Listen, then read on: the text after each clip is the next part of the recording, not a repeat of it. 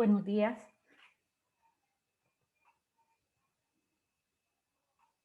Buenos días.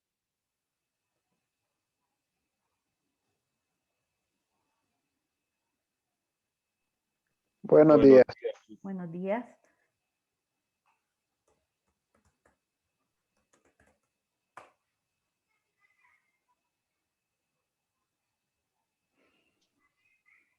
Por favor, tengan listo su cuaderno y su lápiz.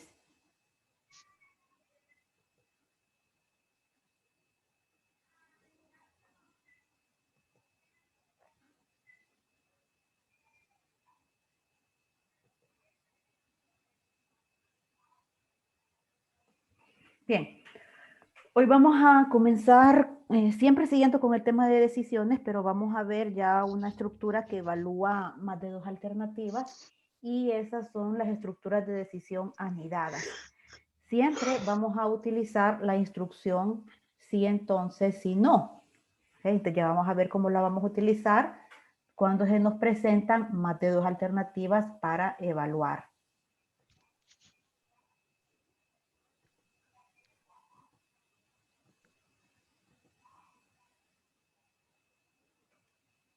Bueno, entonces el texto nos dice que las estructuras de selección sí entonces y sí entonces, sí no, implican la selección de una de dos alternativas. ¿Okay? ¿Por qué? Porque evaluamos el sí entonces obligatoriamente tiene que tener una expresión lógica, una comparación. Y las únicas dos respuestas posibles a una expresión lógica son o es verdadera o es falsa. De ahí que solo puede evaluar dos alternativas. ¿Eh? Pero dice, también es posible utilizar la instrucción sí para diseñar estructuras de selección que contengan más de dos alternativas. Por ejemplo, una estructura sí entonces puede contener otra estructura sí entonces. Y esta estructura sí entonces puede contener a otra. O sea, ¿qué significa esto? Que nosotros podemos tener una estructura condicional, ¿verdad?, dentro de otra. Ese es el concepto de anidamiento, ¿verdad? Entonces, dentro de una condición yo coloco otra condición a evaluar. Y esa condición que yo estoy colocando, que estoy anidando, que está adentro de la primera decisión, es la que se conoce como la que está anidada. Entonces aquí ellos nos están viendo con este diagrama, ¿verdad?, que tenemos la que está en el nivel más externo, sí, condición, que condición representa la expresión lógica. Algo, por ejemplo, A es igual a 5, que solo se puede ser contestado con un sí o con un no.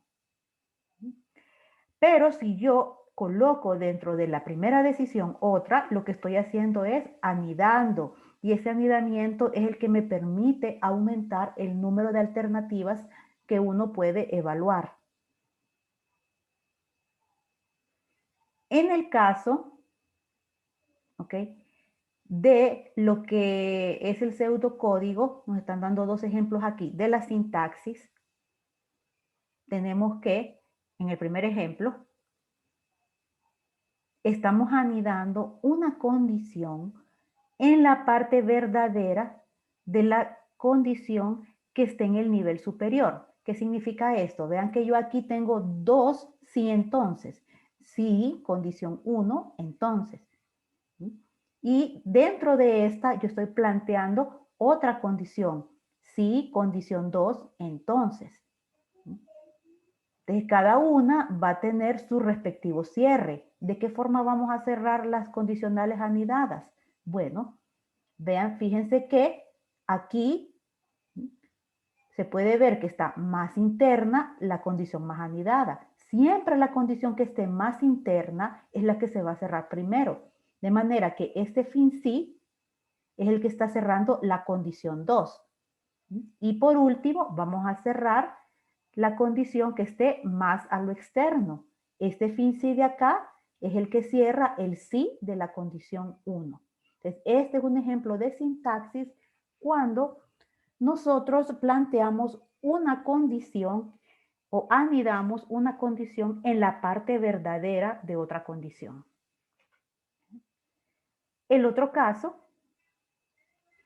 puede ser que nosotros en realidad lo que necesitamos es anidar la condición ya no en la parte verdadera, en la parte del entonces, sino que la vamos a anidar en la parte falsa de la condición, en la parte del sí no. Entonces aquí está la sintaxis. ¿Ve? Aquí me están indicando que en esta estructura necesito evaluar 3 expresiones lógicas. Por eso tengo condición 1, condición 2, condición 3. Vengo y para poder hacer el anidamiento, pues planteo mi primera instrucción sí entonces con la condición 1 y yo puedo decir, en el caso de que la condición 1 se cumpla, voy a plantear las acciones para esa alternativa. Después voy a tener la parte falsa de mi primera condición, normal. Pero aquí, ¿verdad? Lo que yo veo es que yo todavía no puedo plantear acciones, ya que no puedo de un solo decir, si la condición es falsa, haga esto, ya que me quedan más situaciones por evaluar, más valores por evaluar. Entonces, aquí en la parte falsa digo, si no, vuelvo a hacer una pregunta. Entonces, planteo otra condición, ya la segunda condición. Si no, si la condición 2, tal cosa, entonces, y después planteo las acciones a realizar si la condición 2 es verdadera. Vean que este sí no le va a pertenecer ¿a quién? A la condición 2, es la parte falsa de esta condición de acá. Entonces, si esta es falsa, me voy al sí no, pero todavía no puedo plantear acciones porque todavía tengo algo más que evaluar. Entonces, como todavía no puedo plantear acciones, necesito hacer otra pregunta. Entonces, vengo, si no, sí, la condición 3. Entonces, de esta tercera condición tiene su parte falsa. Entonces, aquí, las acciones que están planteadas en esta línea es si la condición 3 es verdadera. Si no, poner los puntos suspensivos porque yo puedo seguir anidando. Condición 4, condición 5, etc. Es para entenderle a la estructura. Pero supongamos que yo ya no tengo más alternativas por evaluar. Directamente me iría a plantear las acciones que se harían en caso de que la condición 3 sea falsa.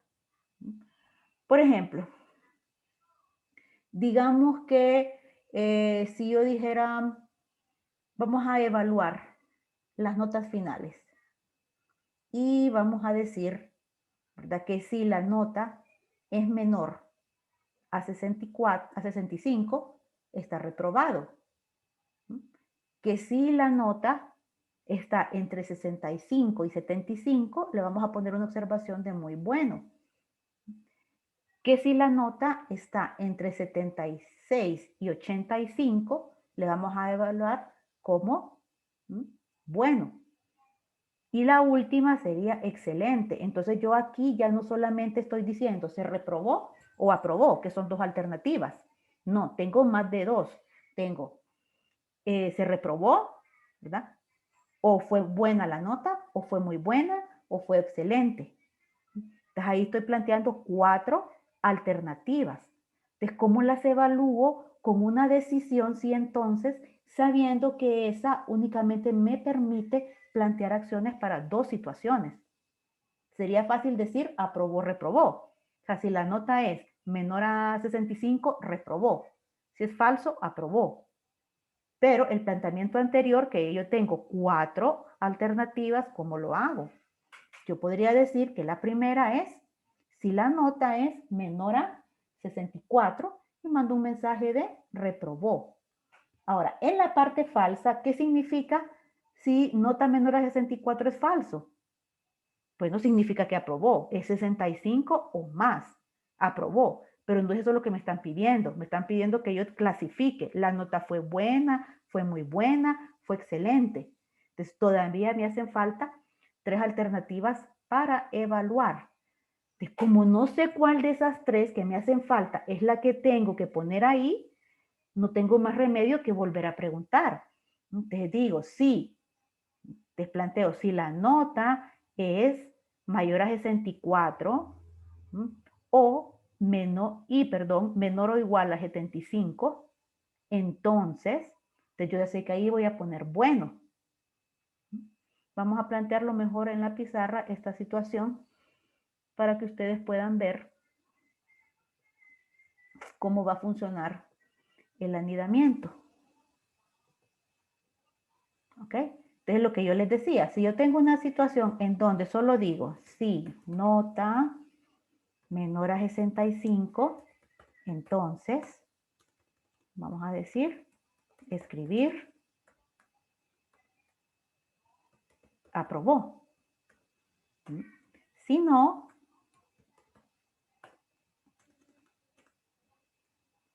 voy a escribir reprobó y cierro la decisión. Esta es una decisión doble. Solo tengo dos alternativas para evaluar. ¿Ok? Pero en el otro caso que yo les estaba planteando, donde tengo en realidad 4 situaciones, ¿cómo puedo hacer ese planteamiento? Entonces, veamos. Digo,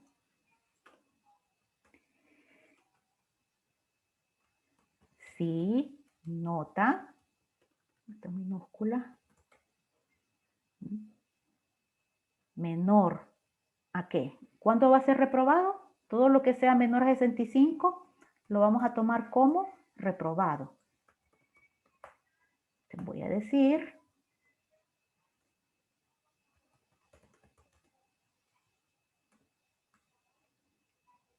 reprobó. Ahí tengo una situación ya evaluada, una alternativa, la del reprobó. Pero ¿qué pasa?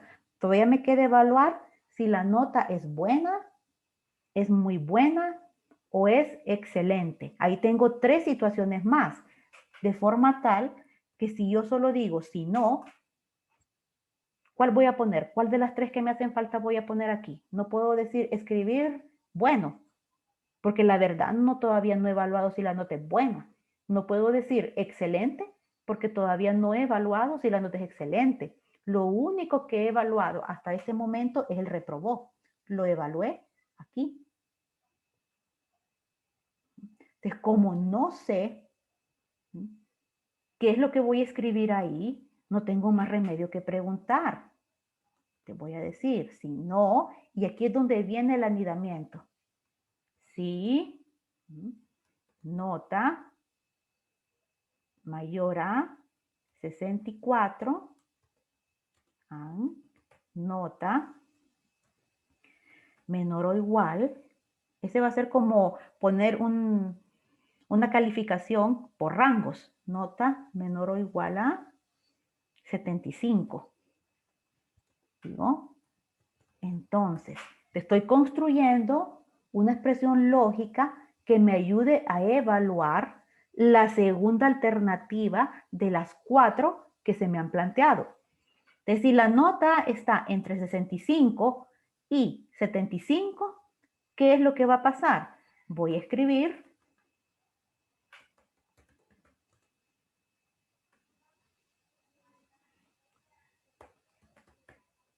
bueno, ¿cuántas alternativas llevo evaluadas hasta ahorita? 2. ¿Cuántas me pidieron que evaluara? 4. O sea, ya evalué, reprobó y bueno. Me hace falta por evaluar ¿qué? Muy bueno y excelente. Entonces, si yo pongo aquí la parte falsa de la segunda condición de la si nota mayor a 64, puedo escribir un mensaje. ¿Sé cuál mensaje voy a escribir ahorita? No, porque me quedan 2 mensajes. Me queda el de muy bueno y el de excelente. Entonces, ¿cómo voy a decidir entre uno y otro? No puedo escribir los dos al mismo tiempo. Una nota no puede ser muy buena y excelente al mismo tiempo. Es una o la otra. Entonces, no sé cuál de las dos voy a colocar ahí. Entonces, como no sé, tengo que volver a preguntar. Te vuelvo a anidar. Miren, esta ya es una tercera condicional que está anidada. Te digo, si nota mayor a 75 y nota menor o igual a 85, entonces, ven, ahí está la tercera situación. De las 4 situaciones que me dijeron que tenía que evaluar, ahorita estoy planteando la tercera situación. Entonces, ¿qué pasa si la nota está entre 76 y 85? ¿Cuál va a ser el mensaje?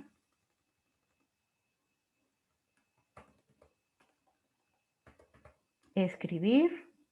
¿Qué vamos a escribir? Muy bueno.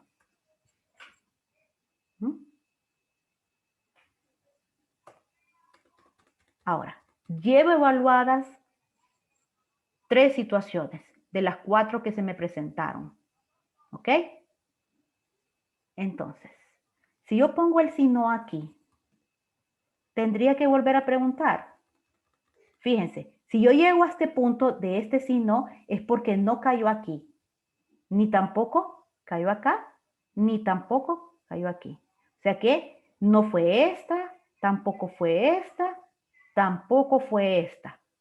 Entonces, si yo tengo 4 alternativas, no fue la primera, no fue la segunda y no fue la tercera, ¿qué va a pasar?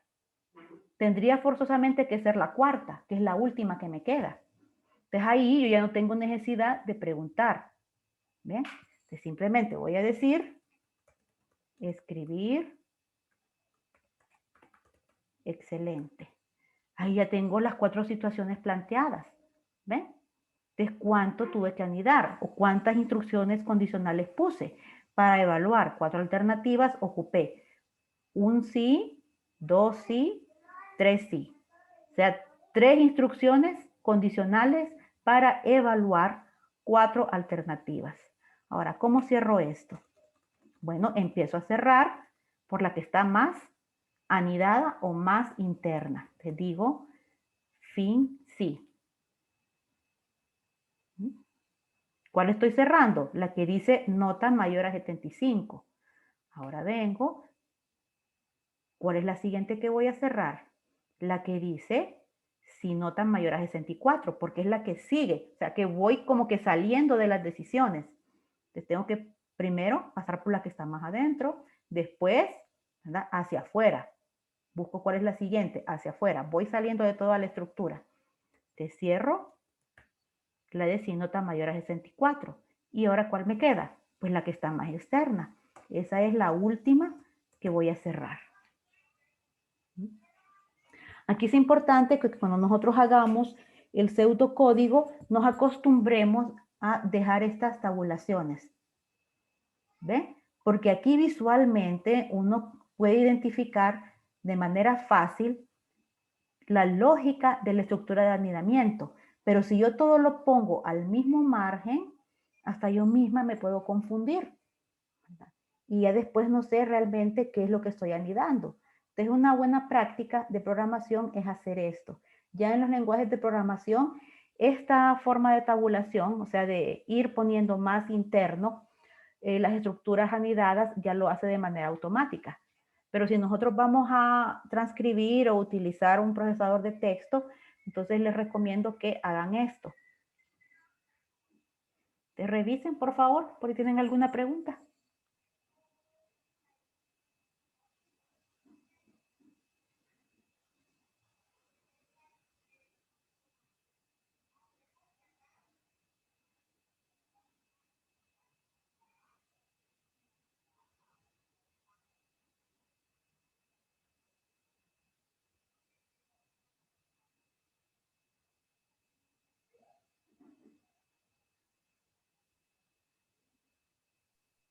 No, licenciada.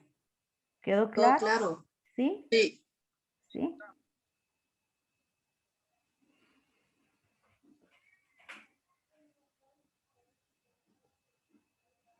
Bueno, entonces, sabiendo esto de cómo se anidan, ¿cómo lo podemos aplicar?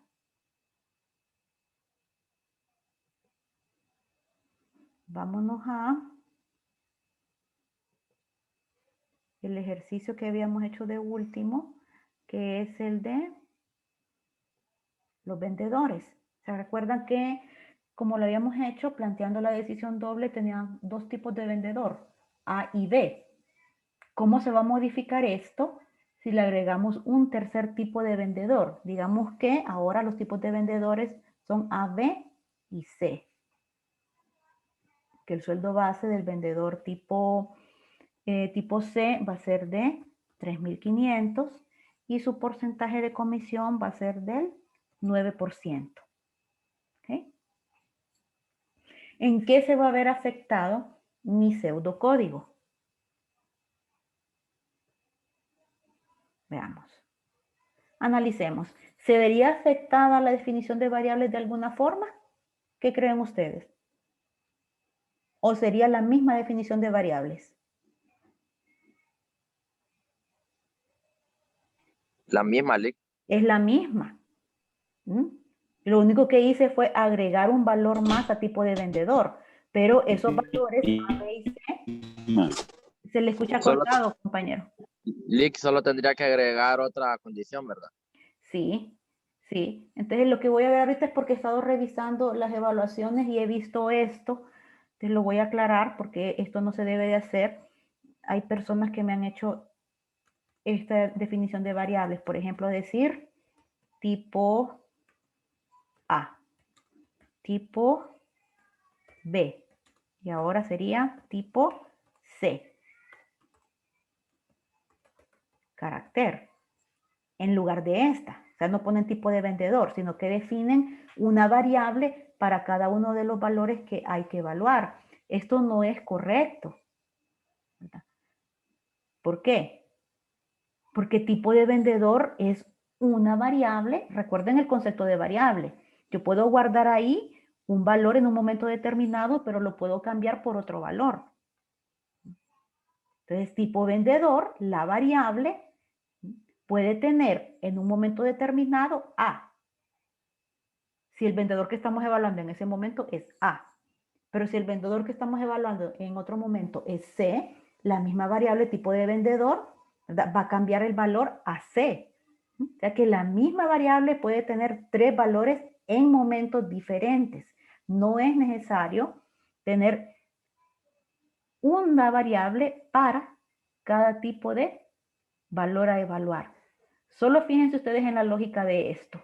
Digamos que si yo defina una variable para guardar el número de cuenta de un alumno y si seguimos la misma lógica de definir variables por cada uno de los posibles valores, ¿cuántos alumnos hay matriculados en la UNA actualmente? Más de 90.000 serían.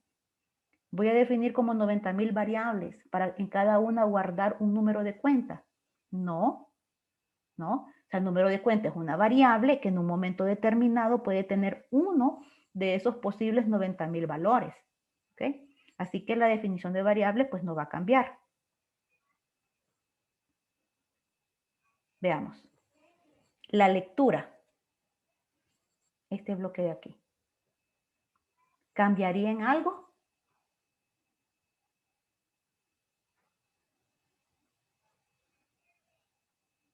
¿Creen que cambiaría en algo? O sea, los datos que estamos leyendo acá son nombre del vendedor, tipo del vendedor y las ventas que realizó. ¿Tengo que cambia. Donde dicen que ingresa el tipo de vendedor A o B, tendría que agregarle. Sí, aquí solo cambiaría el F. rótulo. Sería A, B o C. Pero igual seguiría leyendo la misma variable, tipo de vendedor. ¿De acuerdo? Así que la lectura no cambia.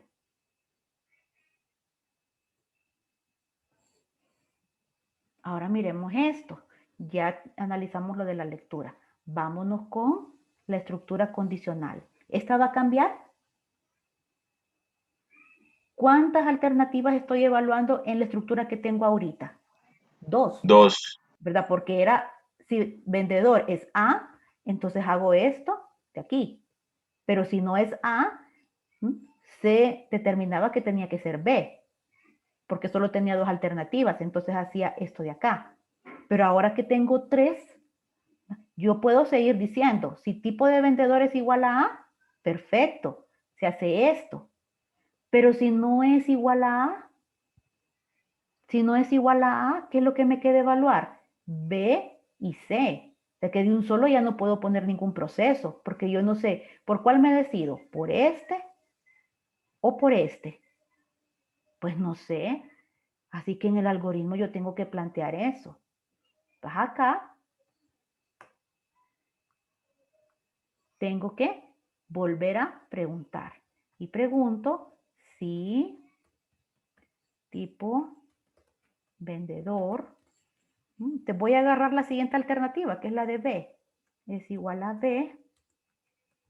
Entonces, si es igual a B, su sueldo base es 4,000 y su porcentaje de comisión es 0.10. ¿Ok? Entonces, miren, llevo evaluada la primera alternativa y después evalué la segunda alternativa. ¿Cuántas me hace falta evaluar? Volvamos a ver la tabla. Ya evalué para A, evalué para B. ¿Cuántas me hacen falta? Solo una, que es la C. No hay necesidad de que yo vuelva a preguntar. Porque si no fue la A, tuvo que haber sido B. ¿O no? Vuelvo a preguntar. Si no fue la A, me voy aquí. Pero si no fue la B, aquí pregunto, pero si tampoco es la B, ¿a dónde me voy a ir si no es la B? ¿A dónde? Así no de un solo. Sí, entonces aquí tengo que escribir un signo. La C. Sí, pero la C tiene que estar planteada no como una pregunta. O sea, yo no voy a volver a preguntar si no, si tipo de vendedor es igual a C. Porque ya sé que si no fue A y no fue B, ¿cuál es la que me queda? C. Sí. Entonces, ¿qué voy a hacer? Voy a decir que en el caso de que no fue A ni B, que había acá, creo que era 0.10, voy a decir que su sueldo base es, creo que eran 9,500.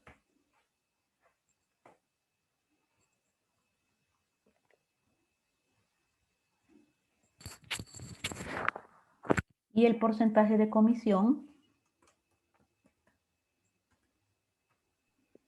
3.500 es el sueldo base. 3,500. Sí, vamos en disminución. Gracias.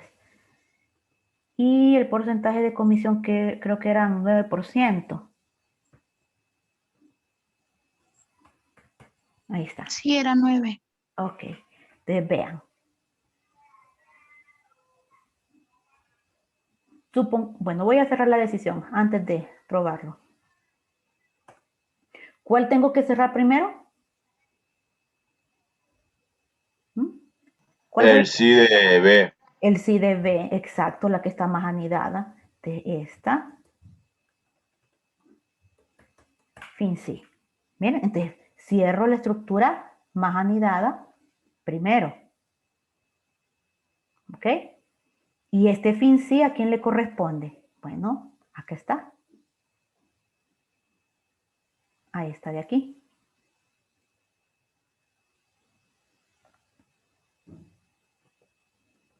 Entonces ahora, probemos cómo funciona esto. Digamos que el tipo de vendedor que estoy evaluando en este momento es B. ¿Ok? Entonces evaluemos. Si tipo de vendedor es igual a A, ¿verdadero o falso?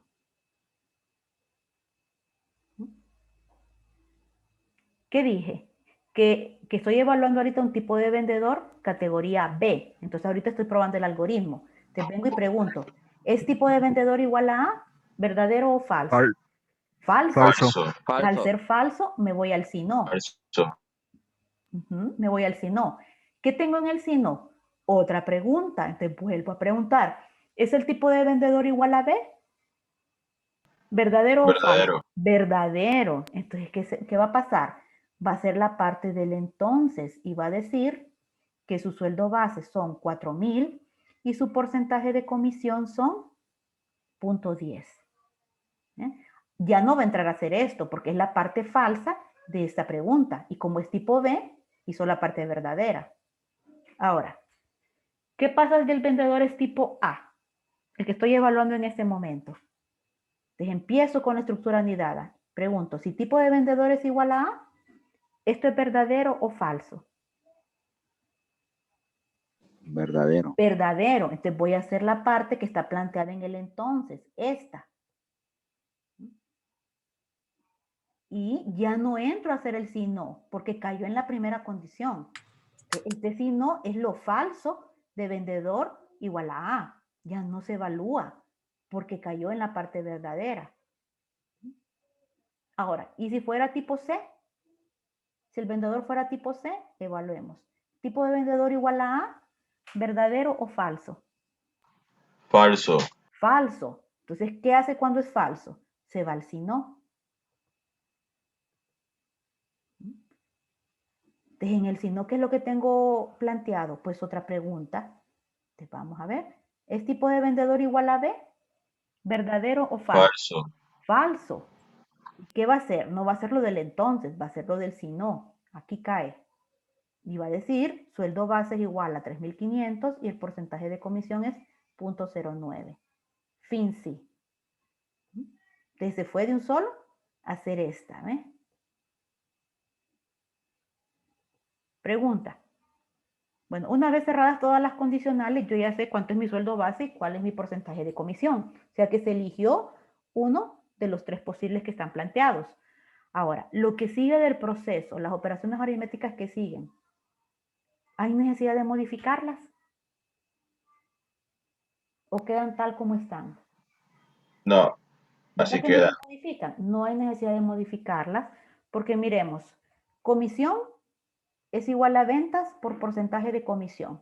Entonces, ¿este porcentaje de comisión de dónde viene? De esta estructura condicional.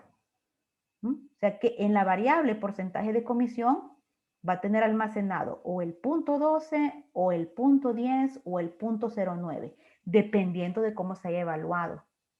¿Okay? Lo mismo sueldo base, va a tener uno de tres valores posibles. ¿De dónde salió ese valor? De lo que se evaluó aquí. Entonces, no se ven afectadas las estructuras condicionales.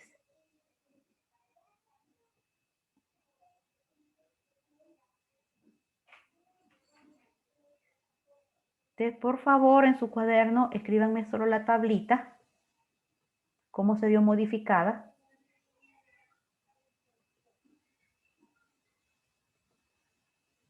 Solo la tabla, Lee. La tablita y la instrucción condicional.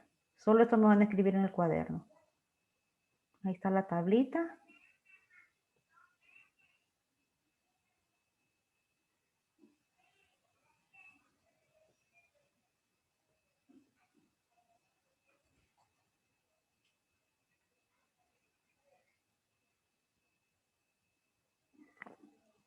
Tomen captura.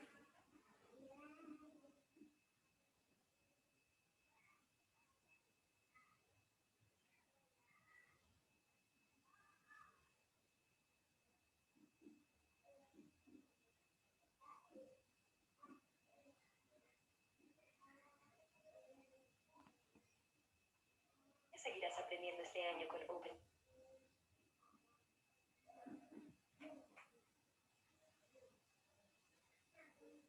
Ligo, una consulta. ¿Sí? Dígame. ¿Le podemos subir el archivo en Word? ¿Por qué? Es que lo estaba haciendo yo ahorita, ya lo tengo hecho así. Pero yo pedí cuaderno. Sí, que más hay que copiar aparte de la tabla que no escuché muy bien. La estructura condicional. Solo la tabla y la estructura condicional. O sea, esto.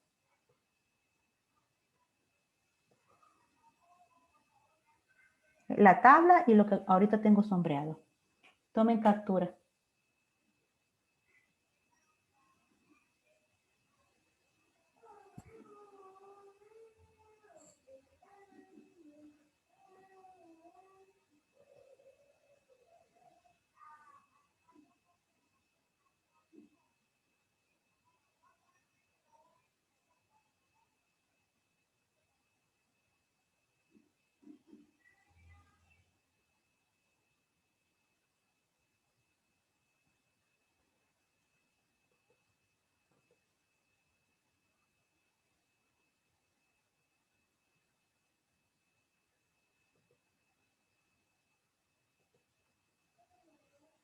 ¿Alguna consulta con este ejercicio?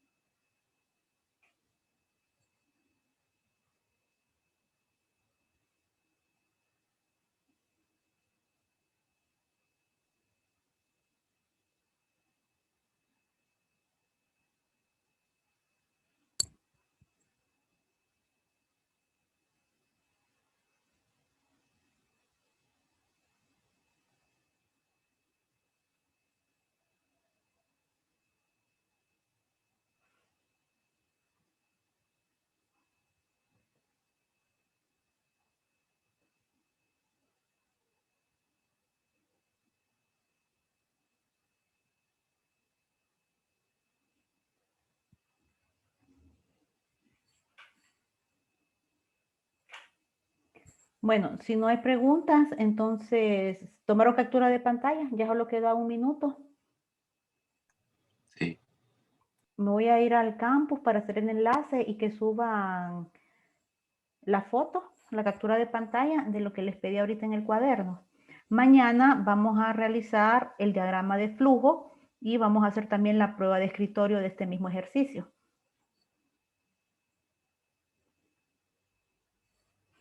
¿Hasta qué hora va a estar habilitado para subir la foto? Hasta ahorita sería desde las 9:50 hasta las 10:05. Gracias, Ley. Bueno, entonces que pasen feliz día. Igual y gracias. Igual, Igual y buen día. Gracias, adiós.